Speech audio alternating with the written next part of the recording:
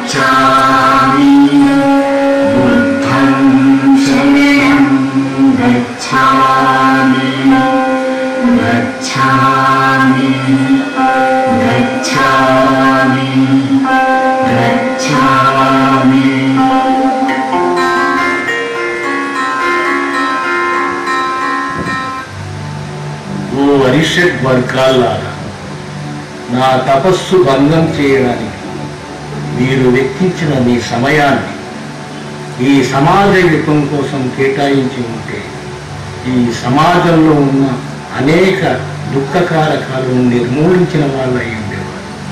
ఇప్పటికైనా మించిపోయినది మీరు నేను ప్రవచించిన త్రిశరణ, పంచశీల, అష్టాంగ, దశపాలమితాల మార్గంలో పయనించి ఈ సమాజ హితం కోసం పనిచేయవలసిందిగా మిమ్మలను కోరుతున్నాను. బహుజన హితాయ బహుజన సుఖాయ. సాధు సాధు సాధు.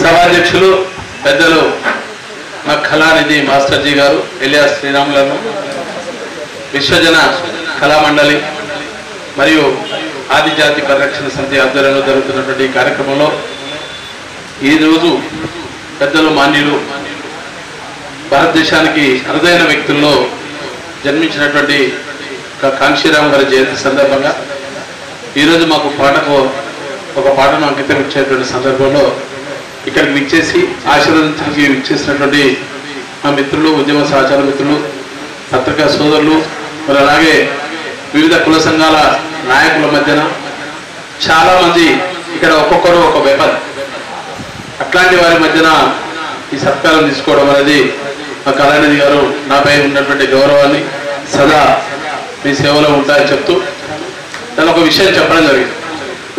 పుట్టుక కోమటి అయినా కానీ తను చేసేటువంటి కార్యక్రమం పుట్టుక కులాన్ని నిర్ణయించింది.